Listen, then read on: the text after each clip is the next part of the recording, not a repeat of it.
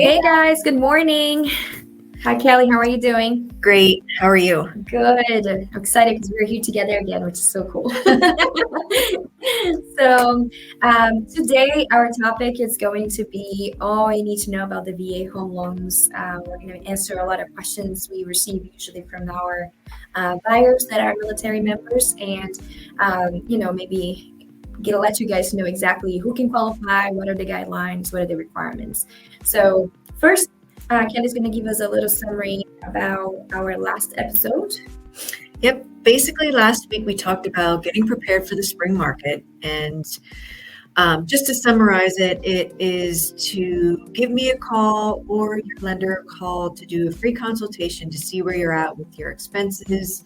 If you're self-employed, it's gathering all your tax returns together, because most lenders aren't going to be able to lend unless you filed your taxes. Now that we're in January, you have until the 15th of April to do it, but that's super important. So really it's just preparing yourself for the spring market, getting your expenses in line and making sure that you have the cash for your down payment and your closing costs. So it all matters. Yeah, very important stuff for sure. Yeah, thank you, Kelly. So going a little bit into our topic of the day, we're going to talk about our myth of the day. So today's myth is related to our topic, which is the VA. A lot of people think that VA loans can only be used once, and that is definitely a big myth. Maybe Kelly can give us a little more of a breakdown on that too. Yes. So I get that question a lot, and you can use it more than once. And it's as long as when we pull your certificate of eligibility and we see that you have the eligibility, as long as that has been satisfied on your first loan, if you purchase a home, your first home with VA, and it's satisfied, and that means, if you sell that home and it's paid off with somebody else purchasing the house, that frees up your eligibility to purchase another home. Correct. Or it works the same with refinancing. So because you're satisfying the previous one and you get a new VA loan. But The only thing is, every time you do it, the fee to do it does go up. So that funding fee that you pay for a VA, that does increase over time. Correct. Yeah. So I don't know if you can elaborate a little bit more. Yeah. So you can use the VA multiple times. It has to be a primary residence every time. Reason why she was talking about having to satisfy the original loan or the previous one first is because of that. Because the VA loans only can be used once at a time, but multiple times. So if you purchase your first home with a VA and now you're ready to purchase a second one, yes, you are allowed to use VA again, but you do have to sell your property in order to purchase the new one and use VA eligibility once more. But then the VA funding fee will go up, slightly every time you use. So, we have to see if it makes sense for you. If you are in your third, fourth home, sometimes if you don't need to use the VA benefits, you might probably not want to, because at that point it gets pretty expensive. And we're going to break it down how the VA funding fee applies to your loan a little bit later. But basically, the first time around, you will have a set amount. The second time is going to be a little higher, and so on and so on. But always has to be a primary residence. So a lot of people think that you can potentially buy, investment properties with a VA loan. That is not true. You cannot. That's maybe another myth as well. VA loan is only for your primary residence. So let's get into then our topic, which is just really explaining all about VA. And maybe we're talking VA here loans, and some people don't even know what that is, right? So VA loan is a benefit for military personnel. So if you have served, for a certain amount of time, you are eligible to use the VA home loan benefit to purchase your primary residence, your new home. Some of the benefits of the VA, and maybe Kelly can go down some of them, and I'll help assist on that too. The first one would be the no down payment, right? So Correct. And this isn't really a myth, but no down payment means if your purchase price is $100,000, your loan amount will be 100,000. So no down payment required. If you want to put money down, you can. Yeah. Like some people, I've had that question asked to me, like, can I put money down? You absolutely, if you have the money to put down, yes. But the benefit to having the VA loan is not having to have a down payment. You do have your closing costs that you still need to pay for. Yes, that's another one. A lot of people, so a lot of military people say, hey, I'm gonna buy a home and I want to use my VA loan benefits. There's no down payment, so zero money down. I'm like, yeah, that's right. But then we run the numbers and then they have to pay, I don't know, $8,000. They're like, wait, but it was no money down. Like, no money down payment. Correct. But you still have closing costs. They are limited costs, but they are still there. So maybe another myth. There's a lot of myths around the VA. So Yes. when we're going through this. But yeah, so the no down payment is just that you're financing the full amount of the purchase of the home that you're going for. But there are still closing costs associated with that purchase. Maybe another benefit that usually VA home loans will give to the buyers is more competitive rates. Right now, we're not seeing that much of a difference because of how the market is. But overall, we usually do see more competitive rates, so lower interest rates for buyers using the VA home loan benefit than others would be getting. Yeah. So, and like she said, with the closing costs, they usually are a little bit less than what a non-VA loan would be, because as a lender, we can only charge so much. We do offer what's called an IRR. There's 3 R's there. Interest rate reduction. I don't even know the full thing. Lower interest rate reduction. Interest rate I don't reduction, know. Yeah, something like that. So We'll get back to you. With that one, like there's no appraisal required, and really there's not much that needs to be done with the IRRRL loan. But the closing cost is a big one with that one because obviously no appraisal. We don't have to pay for the appraisal, but even with the regular VA loan, we can only charge up to 1% of the loan amount. So any of our lender fees, they're included in that 1%. Correct. To purchase a house. So there are closing costs. They're not quite as high, but yes, 0% down. But you will have most likely a few thousand with closing costs, and we spoke about closing costs in the last couple episodes. Yeah. The biggest portion of closing costs are your settlement charges for the title company. So again, please look at those. Please watch those videos to see what those costs are. Yeah. So you can elaborate any more? I don't feel like there's too much more. No. Yeah, there's some fees, like some additional fees. For example, a broker fee will not be able to be charged to you as the buyer. You're not allowed to pay any sort of commission.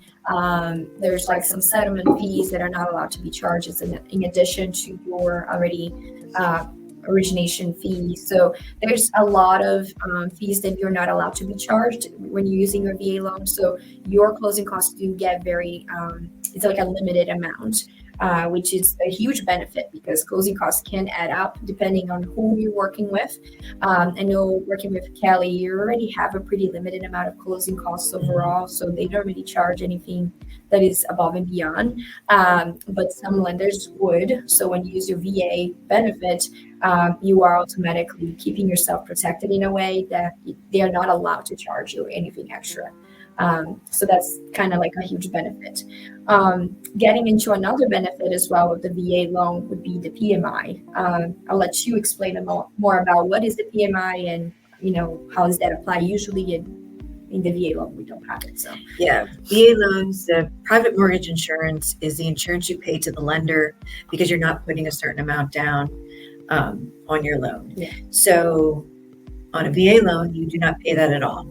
You do pay if you're less than 10% disabled, you do pay the funding fee, which goes along with the VA loan, and that gets financed into your loan. And you can see that broken out on the fee estimate, but private mortgage insurance, you do not pay. So that's that benefit to putting no money down, no private mortgage insurance. So there's no addition to your payment with that. And we can get into the whole funding fee Yeah. So just to kind of branch out a little more on the PMI side, and private mortgage insurance, every time a buyer borrows more than 80% of the value of that home, meaning they're putting less than 20% down payment, that loan is automatically going to have PMI, private mortgage insurance, because it's a higher liability type of loan to the bank. They're giving you so much more money, towards that, close to that value of the property. So there's more liability to the bank, so they charge you that private mortgage insurance. Once you have paid down to automatically 78%, but usually it's 80% of the value of the home, then the PMI drops off and your mortgage payment gets smaller. Correct. On a VA loan, you never have that. Even if you are, technically financing the full 100% of the purchase price. So there's a huge liability, but because VA are backed by the government, you do have this benefit of not having the private mortgage insurance apply to your monthly payments. So on average, you're seeing about $100, sometimes more than $100 a month on your mortgage payments saved because you don't have PMI. So that's a pretty big benefit. So when you compare, exactly the same amount purchase price on a VA loan and a regular loan that is less than 20% down payment, you're going to notice at least $150 on average, on amount, because, and of course this varies based on purchase price, but you will have a difference there because of the PMI not being there. Correct. Now going into the VA funding fee that Kelly brought it up. So the VA funding fee, like we said, is something that's always going to be charged to any buyer using the VA home benefit. And I will say not every buyer, there's exceptions, but overall it's charged to the buyer. And that funding fee is actually financed. So it's not going to be part of your closing costs. It's actually going to be added to the loan amount. So for example, if you're buying a house for $200,000 and your funding fee happens to be $6,500, so $6,000 and $500, $6,500. So your finance amount will be $206,500. And then that's going to be the loan amount. So it doesn't go to your closing costs, it goes to your financed amount. Correct. Now, there's an exception, and Kelly can mention that. Yep. The exception is if you are 10% or more disabled, that fee is not required to be paid. It's so waived. It is waived completely. And in most cases, I'm not sure what makes the 10%.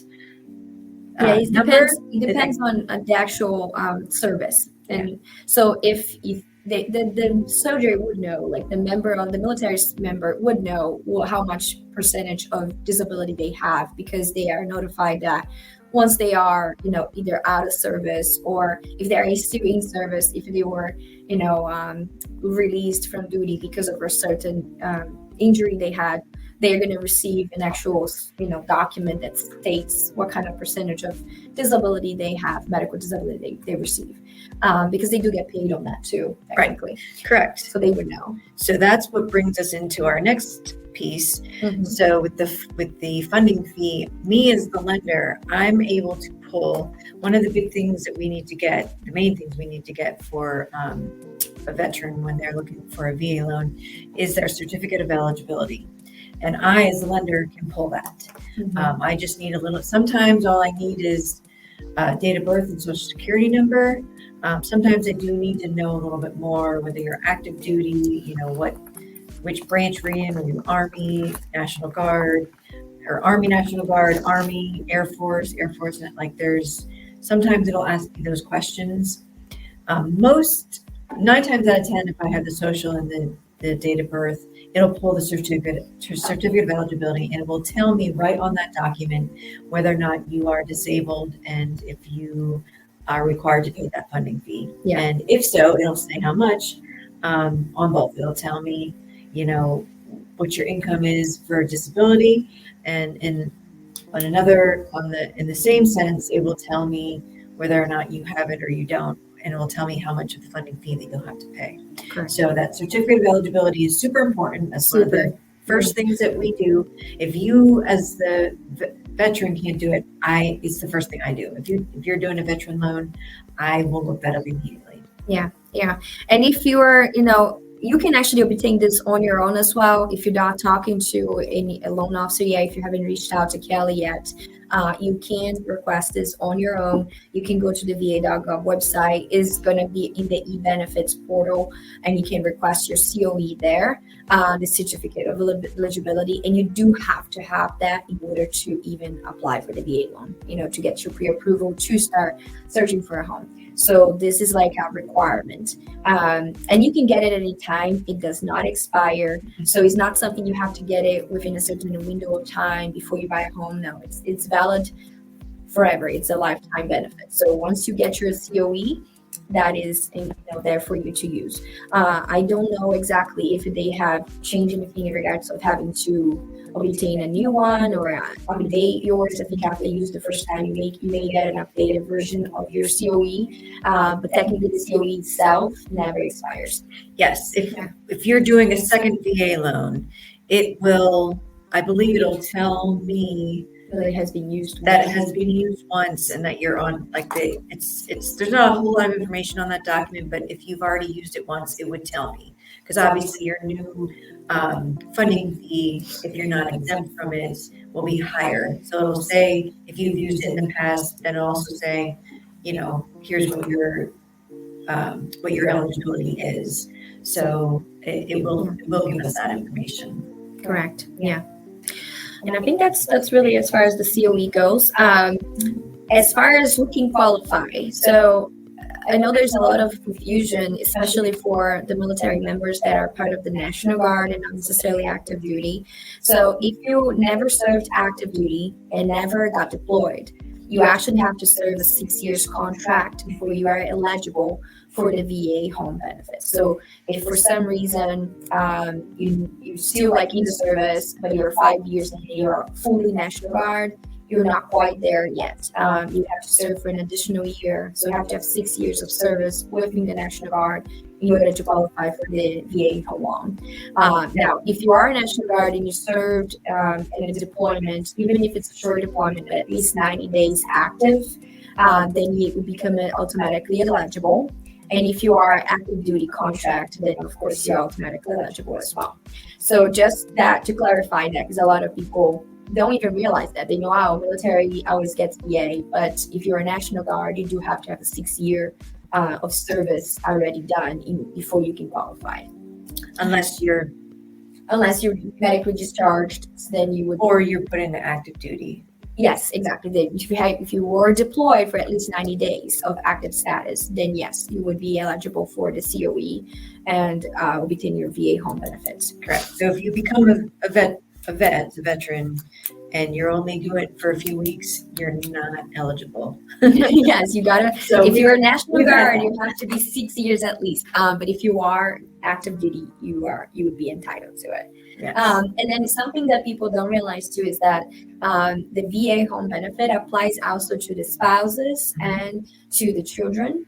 And something that we just found out when we were doing some research is the caregivers as well. So if for some reason you're a military member and you got medically discharged, and maybe you are disabled to the point you need a caregiver, your caregiver can actually be eligible for VA benefits as well. There's some criteria, which we're not going to get too much in detail because it's very specific, but that could potentially be something that the person would be eligible as well for caring for a military member. Correct. So just to clarify, children can't get a VA loan. No, yeah, there's military benefits. I'm glad you brought that up. Yes. So children, spouse can. So the children, as far as I know, because my dad is a veteran, Apple is the only carrier that will give the children a discount. So yes, my dad has, he wishes he could give it to all of us, but he can't. So, but Apple, you can. But as far as purchasing a house, a spouse is able to use the certificate of eligibility for the purchase of a house. For the purchase of a home. Yeah. So that's good. Yeah, thanks for clarifying. Sure. I think I mumbled it. I didn't get together. I didn't want people to think, my children can get VA. So I can get a VA. Yeah. Yes, so it's just the spouse, but your children do get VA benefits, not VA home purchase benefit, right? So that's the big difference there. Okay, so let's say now you guys have gone through the process of getting your pre-qualification with Cali and you have your approval for a VA home loan and we are under contract. There are some criteria for the VA loan financing portion in regards of inspection. So on a VA loan specifically, there are some requirements when it comes to a termite inspection for any home. So every home would have to have a termite inspection done. And it used to be that the buyer, the military member himself, could not pay for that inspection, but now that has changed, and the buyer can pay. They used to force the seller to do it, so it was kind of a little bit of a disadvantage to the buyer because they might not want to work with a VA member because they have to pay, So there was a lot of that. So they changed it. Now the VA buyer can pay for their own inspection. The termite inspections are very inexpensive. I mean, you can probably get it for $100, but that fee has to be paid up front, though, correct? Yeah, it's paid directly to the inspector at the time of service, and that has to be done in the beginning, the very beginning. Like we have to have that before it goes to the final underwriting, so it has to be on file. If the property has a well on site, so it has a private well, we would have to have a water test done. That's another requirement by the VA. So if you don't have public water and the house you're purchasing has a well, you would have to test the water.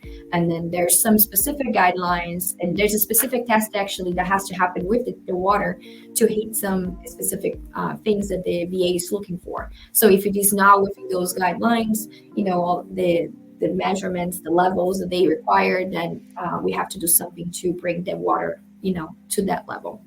So I think those are the only two really that are required by the VA. Of course, if there's a septic on site, it's always good to get the septic tested. They strongly recommend it because this could be a huge expense, but it's not required by the VA financing itself. The only two are the termite and the water testing if there's a well. Yeah. Anything that you can add to it in regards to the financing portion, like the process itself? Is there anything in particular that is the process is, I feel like all of our processes are fairly easy and fairly, that's what you have me for. Mm-hmm. It's no different than any other loan that goes through. It's, obviously you have your benefits with being the veteran, but I don't know if there's really anything else other than I guess the appraisal. The appraisal, yeah. So there's a specific appraiser for VA, and they're looking for a more specific guideline, I guess, when it comes to appraiser coming to the property to inspect. Because as you probably saw in our previous episodes, we mentioned that there's home buyer inspection and there's appraisal. And the appraiser, when they come to the property, they will also do their own inspection. Yes, it's similar to like an FHA because of it being government. So they are a little more pickier as far as the property goes. Yeah, they're looking for some more things than, let's say, a conventional appraiser. So I don't know that they're quite as picky as FHA, but they are a little bit more picky than a conventional loan because of it being government. Yeah. But really not. I don't want to say, I'd probably say that, and somebody will do a VA loan and they'll be that strict on them, Yeah. It does all depend. Usually, from my experience, they're pretty strict as far as like, I'm very keen on any exposed rotten signs of rotten wood. They're pretty picky on that.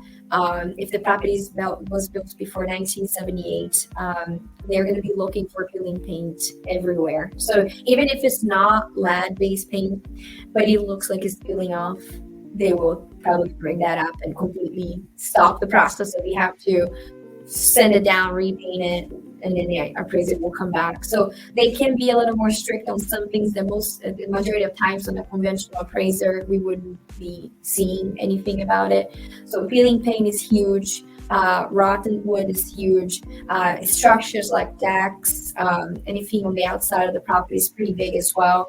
If the property doesn't have GFCI outlets, which is those outlets that have the breaker on it, the button that you can reset, So those GFCI outlets are mandated in bathrooms, kitchens, laundry rooms, garage.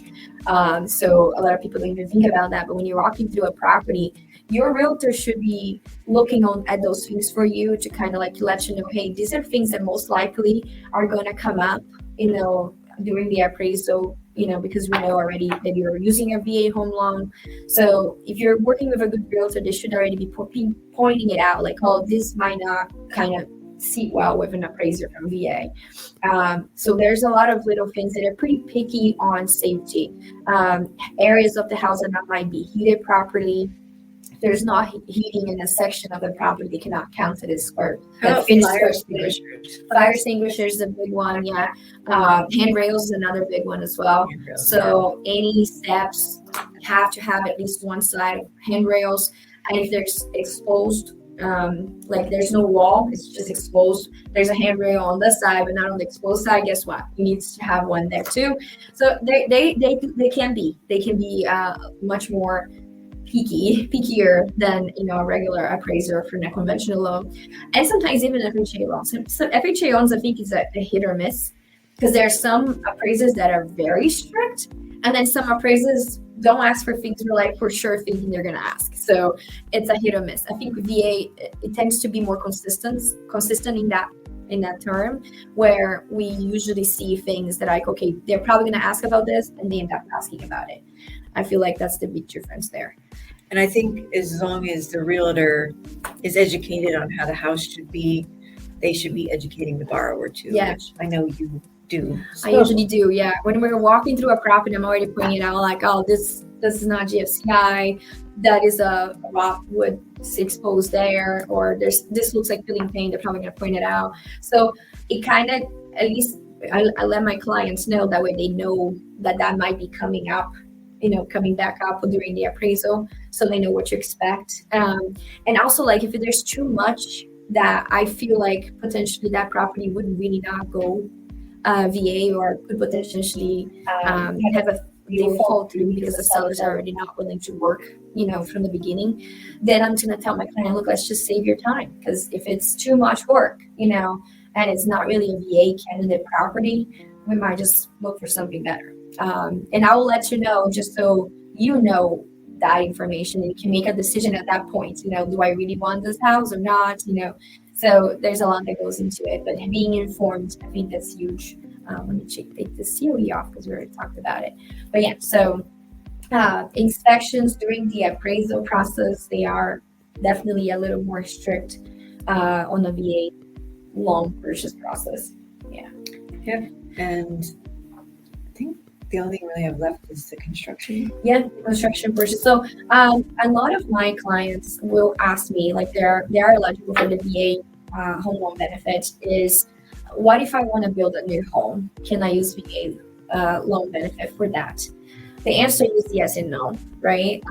There's no such a thing as a VA construction loan, but there are ways to go about it.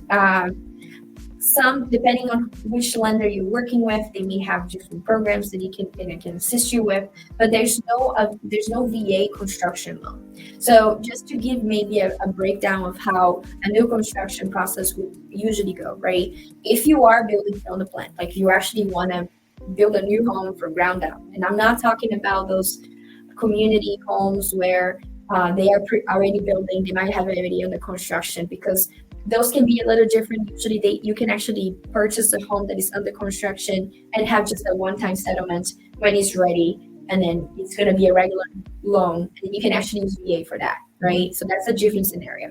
But let's say you're looking to buy a land and then have a custom builder build on it. That is different, because there's no VA construction loan for that. So you would have to get a separate loan to purchase the land, and then have a construction loan throughout the construction period to pay the builder. And those construction loans have to be VA approved builders in order for you to use the VA loan as the and mortgage after the house is built. Maybe you can even give me more insight on that, because I know you were working with the construction in a previous life. Yes, when I first started when I was first became a loan officer, I was a construction loan specialist, and we didn't offer VA loans as part of it. We were a two-time construction. It was a one-close construction. So when you build a home, in this case, I only did custom homes. So my buyers already had land and they already had their builder picked out.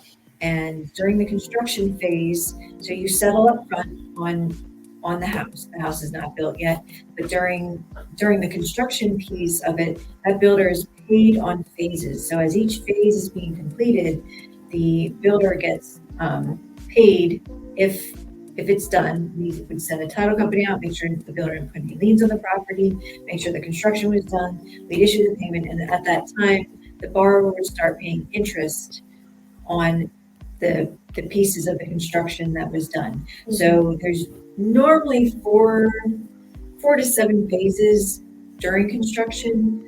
Every house is different, so there could be more or less depending on the home. Yeah.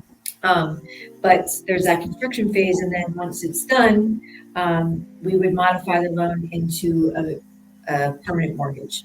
But the closing was already done, so that's how our construction loans worked. Whereas with VA, you cannot do that. You can't do that, and a lot of times, if you're building in a community, some builders just put up the houses and then sell them. In that case, you can get a lender to do a VA loan. But if you're looking to purchase a home, the land, the construction, VAs don't offer that construction portion to be financed. That would have to be done through another lender. And there are lenders out there that still do that. Yeah.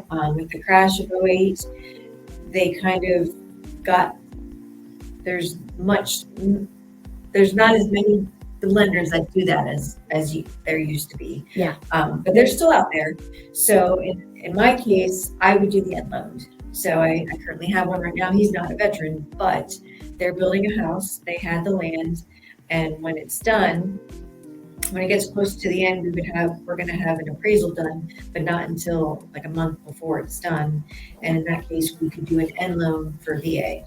Whereas if it was like the whole construction piece of it, we wouldn't be able to do VA. Yeah. But we don't offer construction loans. So. Yeah. So you'd have to look for a lender that actually offers a construction loan. If you're looking, for example, if you're looking to buy land and then start building right away, there's options out there. It's not with Kelly, unfortunately, but there's options out there where you can do a one-time settlement where that settlement will be done prior to the beginning of the construction phase. And then it would include the land purchase, the actual purchase of the home up front, or what they expect the price to be.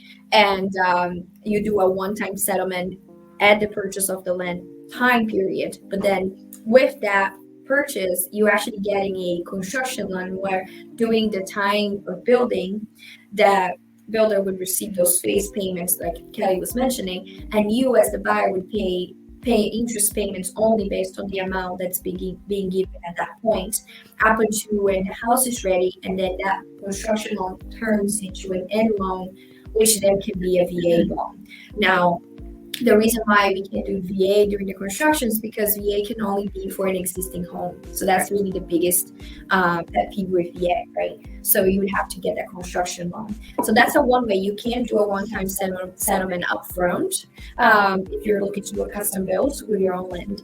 Now, if you are looking to just buy land and eventually build, you cannot use VA to buy land either. Again, it has to be an existing home. So you would have to get a land loan, which has its own requirements.